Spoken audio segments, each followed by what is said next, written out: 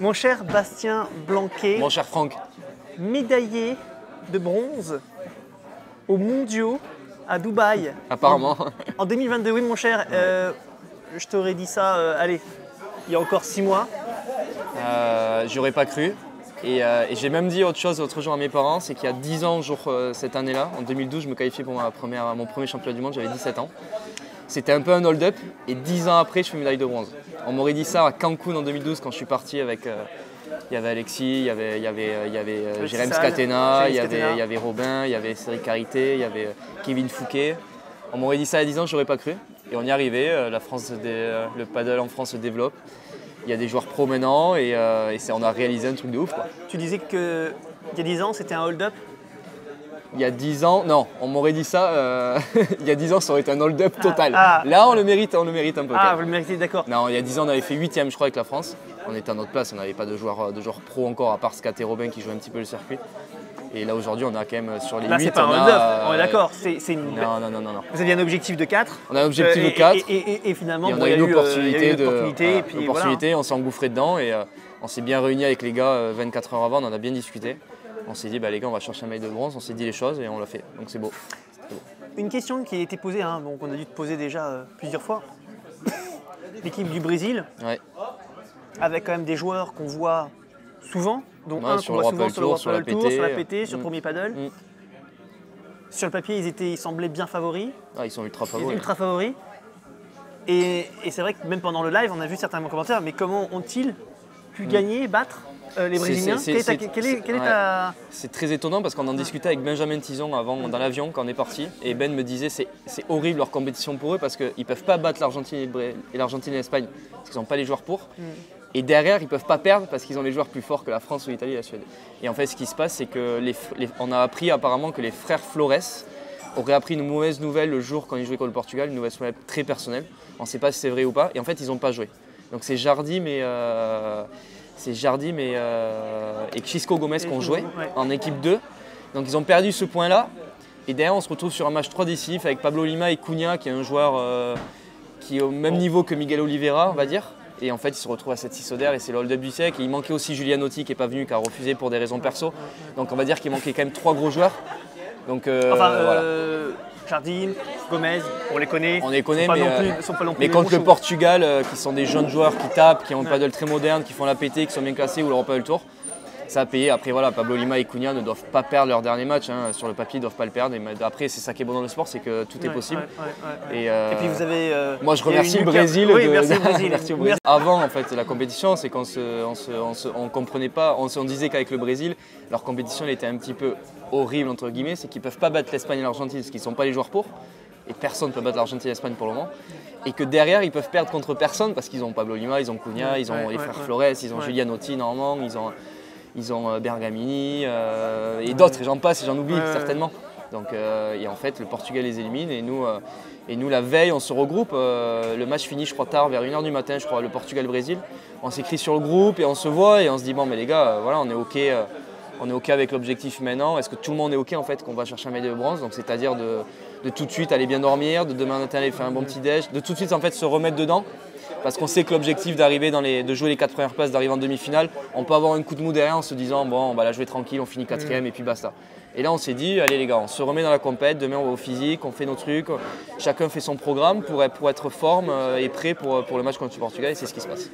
Parce que si ça avait été le Brésil, vous auriez été... C'est différent, le match on le prépare automatiquement, le match mentalement tu le prépares différemment. Si le Brésil met une énorme branlée au Portugal, putain on dit putain nous ça va être dur quoi. Et on sait et en fait là en les battant on se dit les Portugais on peut nous les battre. On sait qu'on a l'équipe pour et parce qu'on a des parce qu'on les connaît, on connaît bien les joueurs portugais. Déjà on aussi. Connaît les joueurs portugais et nous en fait on s'est rendu compte que le groupe de 8 là, les 8 mecs qui sont partis, on était vachement soudés. Il y a des homogènes aussi. Très trois homogènes. bonnes paires, c'est-à-dire que au final, même au final 4 bonnes paires en fait. Les 4 auraient pu jouer, il n'y aurait pas eu de problème en fait et de débat. Et Pablo a eu du mal d'ailleurs à faire ses équipes parce qu'il disait il y a des profils différents, mais les 4 équipes sont compétitives. Et voilà, et on sait très bien que dans l'année, on se tire la bourre sur les tournois et des fois, il y a peut-être des problèmes sur le terrain. Et en fait, en équipe de France, chacun met son ego de côté, on discute bien, on se dit toujours les choses. Et ce groupe-là de 8, c'est ce que moi je leur ai dit à la fin. Je dis les gars, on a écrit l'histoire de ce sport et ça restera nous 8 quoi. Ouais, donc c'est ça qui est cool quoi. Vous êtes rentré dans l'histoire du sport, en tout cas du sport du paddle français, c'est évident. Allez. Même dans le paddle mondial, parce que par exemple quand je vois la cérémonie, les Argentins, Sagno est venu nous voir. En plus Joe qui avait annoncé qu'il arrêtait sa carrière. Donc Sagno est venu nous voir, félicitations les Français. Ils étaient quand même tous on va dire pas contents pour nous, mais ça se voyait qu'ils avaient la sourire. Ils sont tous venus nous dire un petit mot. Tu sais, on a fait un papier. Je ne sais pas si tu l'as vu, on a fait des stats sur le nombre de nations qui avaient réussi à obtenir une 3e place dans un mondial. J'ai pas vu la stat. Pourtant, je regarde Padel Magazine tous les jours. Eh bien, écoute, ça concerne la France. Ouais. Et on s'est rendu compte qu'il y avait eu, je crois, d'abord, on était la 2e nation européenne à obtenir une médaille. Une médaille. 2e nation, c'est-à-dire aucune nation en dehors. C'est qui l'autre nation européenne qui avait eu la médaille ? Alors je crois qu'il y avait le Portugal, mais à vérifier parce que je ne sais plus. Ah oui, le Portugal, je crois, à Cascais peut-être en 2014. Donc je mets évidemment l'Espagne de côté parce qu'on ne les compte pas. Donc tu avais le Portugal et tu as la France maintenant. Ouais, c'est beau, hein. Et au total, je crois qu'il n'y a que 5 pays différents qui ont réussi à avoir cette 3e place. Oui, évidemment, il y avait l'Uruguay, je crois, à l'époque, le Brésil, évidemment, le Portugal, la France. Et je crois c'est vrai que ça faisait depuis l'histoire du paddle, c'est toujours l'Espagne ou l'Argentine qui a été champion du monde. Ouais. Et surtout, il y avait depuis maintenant 10-15 ans, c'était le Brésil en 3 quoi. C'était vraiment Espagne-Argentine la finale. Il y a eu à vérifier, mais je crois peut-être qu'il y a eu, alors je vais peut-être oublier l'Italie, à l'époque notamment Nicoletti. Ouais, c'est possible. Et après, il y a eu un ou deux mondiales où l'Espagne n'est pas venue pour des questions politiques aussi, l'Argentine aussi qui n'était pas venue une fois. Donc ça a dû décaler un peu. Mais si l'Espagne et l'Argentine présents et le Brésil compétitif, c'était 1, 2, 3, il n'y avait pas de débat. Pas de discussion et débat. Est-ce qu'on peut espérer mieux que cette année que tu viens de vivre aujourd'hui? Est-ce qu'on peut encore se donner d'autres objectifs? Alors, je ne te parle pas sur le plan personnel, hein. Sur le plan collectif, sur le plan de l'équipe de France. Ouais. Quand on a l'équipe, on se dit on va essayer de confirmer. Mais l'année prochaine, il y a les championnats d'Europe déjà. Il va falloir on ne sait pas où c'est encore, mais normalement il y a les championnats d'Europe. Où vous serez du coup, où la France sera presque favorite pour une finale. Là, il va falloir surtout aller chercher une finale. Mais on sait que l'exploit qu'on a fait au Portugal là, c'est un exploit peut-être qu'on ne refera pas. Qu'on a fait à Dubaï de battre le Portugal, peut-être que le Portugal a une très belle équipe, donc ça va leur servir de leçon aussi. Et quand ils vont nous rejoindre, ils vont être très revanchards. Et les Suédois n'étaient pas là aussi, qui ont une excellente équipe. Qui ont une excellente équipe, certes. Personne ne dirait le contraire. Mais pas plus forte que le Portugal. Mais qui est pas plus forte que le Portugal. Et pas plus forte que nous non. Et parce que surtout la grande différence, et c'est justement, on entendait beaucoup de joueurs dire c'est une équipe compétitrice parce qu'elle n'a pas de points faibles. Je pense que c'est peut-être la grande différence qu'il peut y avoir avec certaines nations. D'ailleurs, on l'a vu pendant ces mondiaux, on voyait parfois une super bonne paire, voire une deuxième un peu et derrière il y avait des fossés. Ça c'est la grande force. C'est la grande force de la France, c'est que cette année sur les 8 joueurs, en fait il n'y a pas de faiblesse sur ce qu'on trouvait sur le groupe. L'année dernière Adrien n'était pas venu. Et donc au final, on a fait 4e, on a fait notre objectif, mais il nous avait manqué. Il y a quelques années aussi, il y avait un autre joueur qui nous avait manqué, je ne me souviens plus qui, mais là cette année, on avait 8 joueurs vraiment homogènes en termes de niveau de jeu. Et donc c'est la force de la France, c'est la force de la France sur la composition des paires adverses, ils ne peuvent pas savoir ce qu'on va faire. Et que nous, on peut tout changer en fait, de mettre Blanquet-Leg en 1, Tison en 3, ou changer les paires, mettre Tison-Blanquet en 2 par exemple. Par exemple, quand on voit Joe Bergeron qui se pointe en tant que joueur de gauche et qui finit à droite, tandis que Adrien Maigret, hop, c'est l'inverse, lui qui commence à droite et qui finit à gauche. Bon, c'est la preuve. Et ça, sur les combinaisons, ça change beaucoup parce que nous, on sait très bien que les équipes qui, on va dire, 2 bons joueurs ou 3 bons joueurs vont les mettre en 1 ou en 2. Ils ne vont pas prendre le risque de les mettre en 3 pour perdre 2-0. Donc pour nous, c'est quand même c'est notre grosse force cette année. Donc l'objectif, je reviens sur les championnats d'Europe, d'essayer d'aller chercher une finale bien évidemment. Et après les objectifs au prochain mondial, on sera tête de série 3. En espérant un bon tirage et un truc qui se goupille bien, aller rechercher une médaille de bronze. A priori, lorsqu'on fait partie des 4 premières têtes de série, en règle générale, on est quand même protégé. Regarde cette année. Bien sûr, mais ça veut dire qu'on peut prendre aussi le Brésil dans la poule. qui seront chapeau 2. Ah, c'est vrai que On peut prendre les Suédois qui seront peut-être chapeau 4. Ah, à un moment donné, il faut bien avoir quelqu'un. Voilà. Mais si la France retrouve avec le Brésil et les Suédois et la Suède, Si je dis pas d'ânerie, je pense que c'est possible. Parce que le Brésil sera chapeau 2. Sûr, le Brésil sera en tout cas dans le deuxième chapeau. Oui. Et la Suède qui va, a priori, alors là, il n'y aura plus de Portugal, va forcément se retrouver. Se requalifier à un moment donné. Voilà, se qualifier. Donc là, effectivement, il y aura un moment donné. Bien sûr, l'objectif, voilà, championnat d'Europe, la finale, et championnat du monde, refaire troisième. Mais il va falloir bosser. On sait qu'on a quand même une équipe vieillissante. On va pas se mentir non plus. Adri. Vieillissante, enfin, ils ont moins de 40 tous. Hein. Bien sûr, mais. Quand on voit que certains finissent. Complètement. Jardim, Bella, bien et sûr, compagnie. Mais on voit très bien que voilà, les Uruguayens ont des jeunes qui poussent, le Paraguay aussi. Ah oui, mais après, le fait d'avoir commencé tôt.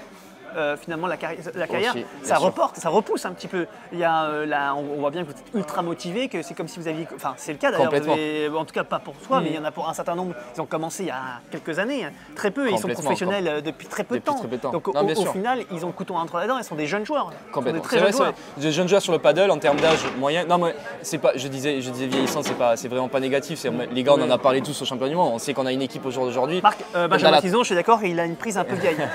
Exactement. D'accord. Non, mais on a tous, voilà, la moyenne des mecs à plus de 30 ans, avec Joe maintenant Carrette. Voilà, on sait que les jeunes derrière, il va falloir pousser.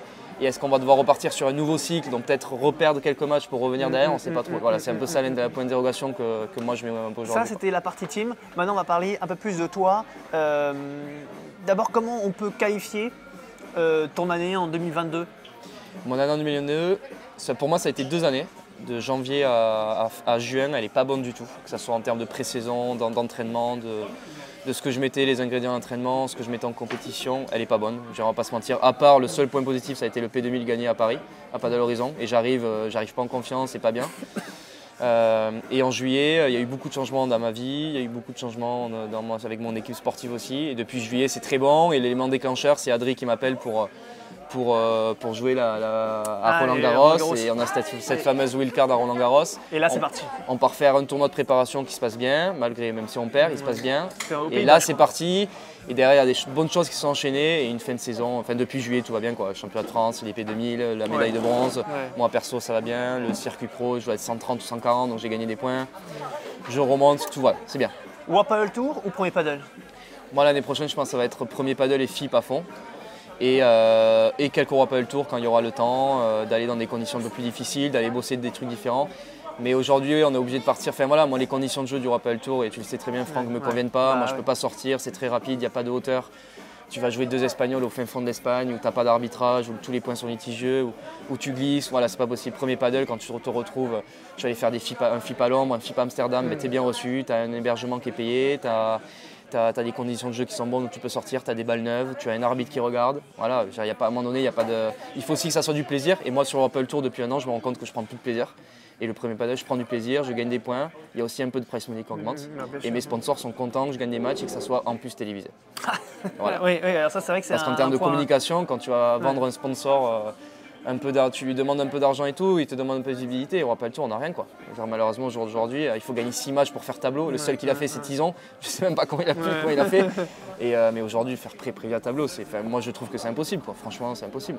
Et je ne pense pas être un peintre au paddle. Quoi. Voilà, je pense qu'avoir un bon niveau de jeu. Donc, premier paddle et tout, ça sera pour moi ma priorité. Premier paddle, FIP, championnat de France et équipe de France. Mes 4 objectifs. Ça fait déjà beaucoup. Alors, ça fait déjà une belle saison, juste pour conclure ce que tu viens de dire. Bon, a priori pour toi, tu connais beaucoup de joueurs dans le circuit pro, dans les circuits pro. Manifestement, pour la majorité, le World Paddle Tour, ça prendra fin 2023 ? Je peux pas annoncer ça prendra fin. Moi je vois les joueurs comment ils sont contents sur les épreuves du FIP et du premier paddle. On est bien reçu, on est mieux reçu, la communication est mieux, il y a du price money, les tableaux sont plus ouverts. On a vu il y a 48 heures Paquito et Théo qui ont fait finale World Paddle Tour et qui ont failli perdre 7-6 contre des joueurs normalement qui sont en prévia. Donc ça montre que le niveau se resserre, ça montre que voilà, Roland Garros, des fois il y a eu des surprises où des séries ont perdu. Moi c'est ça que je veux voir dans le sport, il faut des surprises, il faut que des mecs allaient gagner des tournois, on s'y attend pas. Le fait de faire des prévia, c'est-à-dire faire 6 matchs avant de rentrer dans le tableau principal. Impossible. Là aujourd'hui le premier paddle, alors il n'y a pas beaucoup de premier paddle pour le moment, ça va grandir, mais c'est un tableau final de 80 joueurs je crois, et il n'y a que 2 tours de qualif. Et tour de qualif, tu commences à gagner un petit peu d'argent, un tout petit peu, et tu as des points. Genre, c'est une différence énorme. Et Ouais. toujours dans des conditions avec un arbitrage, avec Ouais.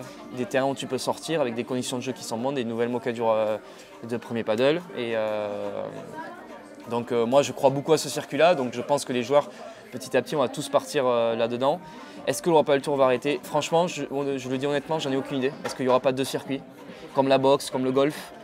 Je sais pas. Est-ce que les filles resteront sur le World Padel Tour? Est-ce que le World Padel Tour fera un circuit un petit peu parallèle comme l'APT en allant chercher des jeunes joueurs et tout ça? Je sais pas. On ne sait pas ce qu'ils vont faire.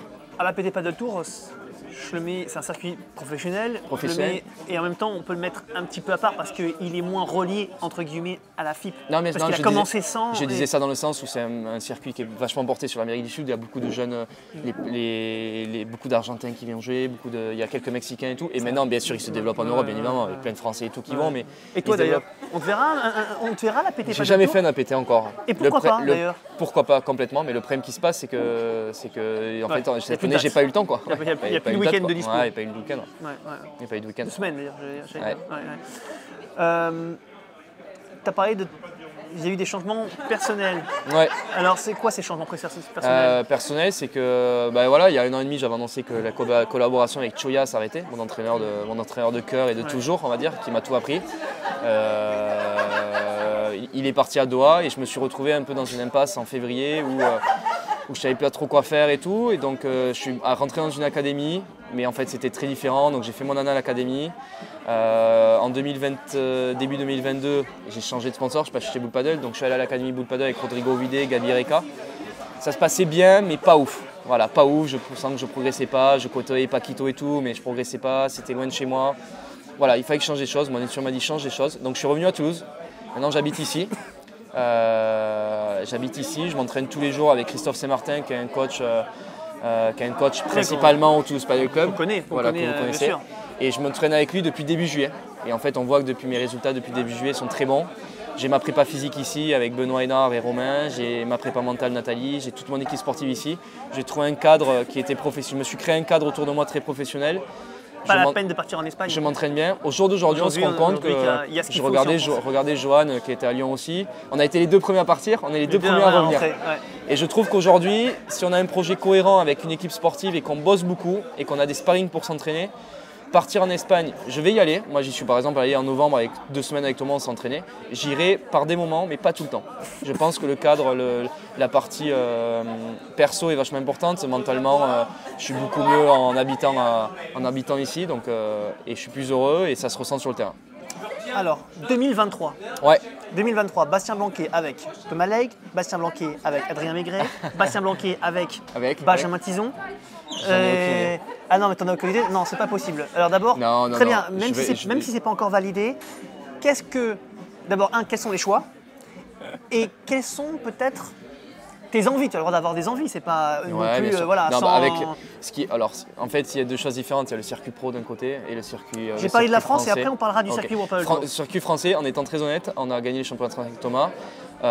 Et on n'a pas du tout parlé de l'année prochaine. Donc moi de mon côté, hein, s'il veut refaire une saison avec moi, c'est ok et il y aura pas on a gagné, donc on va remettre notre titre en jeu l'année prochaine. Est-ce que lui va peut-être, est-ce qu'il va vouloir revenir et tout? Je sais pas, on n'en a pas rediscuté parce que là il est au Mexique. Ouais. Après là il va à Milan ce week-end. Ouais. Il voulait pas venir faire le Padel 1000. On part la semaine prochaine ensemble à Nouméa. On part faire quelques cours là-bas de paddle et tout. On a été invité là-bas par un club. On aura le temps d'en discuter et de voir un peu l'année prochaine qu'est-ce qu'on fait. Est-ce que lui va vouloir jouer à droite ou à gauche? Parce que je vois qu'il est reparti à gauche là. Voilà. Après, franchement, après la médaille de bronze, moi je suis rentré à Toulouse, j'ai pris quelques jours. Lui, j'ai vu qu'il est reparti chez sa famille à Aix. Là, il est reparti sur le tournoi. Voilà, on a coupé un peu et je pense que ça nous a fait du bien à tous les deux et à tous de couper. Mais voilà, moi en tout cas, il n'y a aucun problème. Bastien, face caméra. Cher Thomas, oui, Thomas Legge, oui, vous qui nous regardez. Hein, le père Bastien, je vous rappelle, lorsque tu as joué, que tu as débuté avec lui, c'était pas évident. Combien de personnes, combien de personnes, dis donc, tu prends des risques, mon cher Bastien, c'est pas évident. Ça, je peux le dire face caméra, c'est que mon choix a été vachement critiqué et je vais modérer mes propos. Très peu de personnes et même des gens qui sont proches de lui n'ont pas cru en lui, n'ont pas cru en lui, n'ont pas cru en notre père. Et moi, j'ai dit attention, on va faire des bonnes choses ensemble. Et je suis allé le chercher, il s'entraînait avec Gabi Reka et Ovidé, il ne progressait pas trop, il ne savait pas trop droite-gauche. Moi je lui ai dit écoute, tu viens avec moi, on va s'entraîner avec Choya. Après Choya est parti, donc ça a été un peu plus dur, mais on s'entraînait ensemble, on perd cette finale l'année dernière au championnat de France. Et cette année on gagne et on voit Thomas exploser sur le circuit. Donc je suis très content de faire partie de son parcours et je lui souhaite que du bonheur. Ouais, alors je tiens à signaler quand même, Padel Magazine, il a cru rapidement. Là, nous, on a mis un doute, je m'en souviens très bien. On a dit ça peut aller très loin, mais vu que Thomas, on le connaissait, on l'avait déjà découvert sur d'autres tournois et qu'on savait qu'il avait quelques petites faiblesses physiques. Ouais, c'est vrai. Voilà. D'ailleurs, ça s'est révélé juste, puisque voilà. Aujourd'hui, il joue beaucoup. Et malgré ça, il paraît opérationnel. Non, pour le moment, il est opérationnel. J'espère que les blessures vont l'écarter. Enfin, voilà, je sais qu'il a des problèmes, il a eu des problèmes de croissance avec les genoux, il a eu des problèmes au bras, il a eu une déchirure l'année dernière aux abdos avant de partir en championnat du monde. J'espère pour lui que ça va être épargné. Après, voilà, je pense qu'il a compris des choses. J'espère que je lui ai apporté tout le côté pro que j'ai et qu'il a fait attention maintenant à son corps. Et il le fait, il s'échauffe. Est-ce que d'une certaine manière, on peut dire que tu es un peu le Bella de Tom, comme pour Coelho qui est franchement, dans le style de jeu complètement et dans la façon aussi de parler et tout, on a ce côté où on déconne tout le temps, on est super potes avec Thomas. Mais on a ce côté, j'ai toujours eu ce côté un petit peu papa et des fois même un peu trop. Eh bien, très bien. Eh bien, vous l'avez compris, hein, les Bella Coelho du paddle français, hein, ils sont là. Et on espère qu'on va, pour le coup, vu qu'ils vont. Je peux dire un dernier. C'est fini ou pas? Oui, tu peux. Non, mais juste un petit mot pour Joe quand même qui arrête sa carrière. Ah bah bien sûr. Alors, attends, ça on va conclure là-dessus, d'accord? Mais on va juste terminer sur. Tu as parlé de Thomas Legge en France, World Tour. FIP, je sais pas, aujourd'hui je suis 130-140, soit trouver un Espagnol soit jouer avec Thomas, s'il a envie peut-être on a un petit projet ensemble, comme on joue bien à l'international, soit trouver un mec autour de 130-140. J'ai eu des propositions après la médaille de bronze, par exemple 2 Portugais qui m'ont écrit, et j'ai eu d'autres propositions aussi, donc j'ai dit que pour le moment je stoppais, j'arrêtais. Tu es au courant, la rédac t'a nommé MVP. C'est gentil. Voilà, MVP c'est quand même des mondiaux, et même j'ai envie de te dire 2 fois MVP, puisque MVP des championnats de France. Championnat de France du stage et du championnat du monde. Ah, mais on peut dire, je sais pas ce qui s'est passé, mais. Le travail paye, je suis content. Ah, je pensais qu'elle était bonne. Non, il n'y a pas de ça. Franchement, non. D'accord, très bien. Bon. Non, pour une fois, je suis content du taf que j'ai fait. Joe, on arrête tout, le temps s'arrête. Et le temps s'arrête.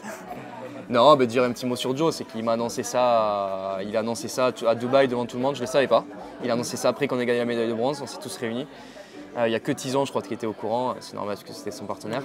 Et ça a été un moment très dur, ça a été un moment très émouvant pour moi, parce que j'avais l'impression que quelque chose s'en allait, c'était la fin d'une histoire et la fin d'une grande histoire qu'on a vécue ensemble. Il vient faire son dernier tournoi ce week-end ici à Toulouse, je trouve que c'est bien, il vient dans la ville où on est parti ensemble en voiture il y a 6 ans, il vient le faire, on ne le fait pas ensemble, mais il vient jouer ici, juste lui souhaiter que du bonheur pour la suite. Et que j'étais vraiment très content, je suis très content et très fier d'avoir participé avec cette aventure avec lui. Il m'a fait confiance il y a 5 ans qu'on est partis ensemble et franchement on a fait de belles choses ensemble. Pour le dernier tournoi justement qui a lieu ici au Fort Paddle de Toulouse-Coulommiers, tu joues avec Dylan, il joue avec Adrien. Pourquoi, puisque ce ne sont pas des partenaires fixes pour l'instant en tout cas, pourquoi vous n'avez pas terminé, pourquoi n'avez pas joué en fait, pour le fun? Je sais pas, il faudra que Joe donne sa version, je sais pas trop. C'est au début j'avais proposé à Thomas, normal. Thomas voulait faire le FIP à Milan, donc j'ai dit ok. Et en fait je pensais que Joe, comme il avait annoncé, moi dans ma tête, comme il avait annoncé sa carrière, je pensais pas qu'il viendrait le faire. Et en fait je pensais qu'il stopperait. Et en fait moi dans ma tête, quand Thomas m'a dit non, j'ai dit je vais proposer à Dylan, on a bien joué au stage ensemble. Et en plus il est gaucher. Et enfin voilà, tu vois, ça peut être bien pour la suite aussi, pour l'équipe de France aussi et tout.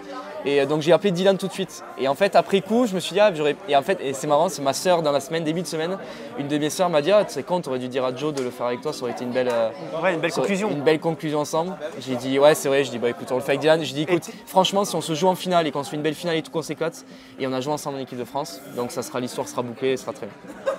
Et tu aurais été même prêt à laisser ta place à gauche et toi...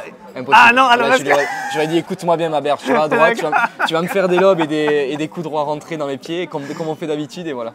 Non mais ouais. Super, on passe. Bon, bah écoute, Merci Francky, merci on pour la passe, blague. bravo, merci.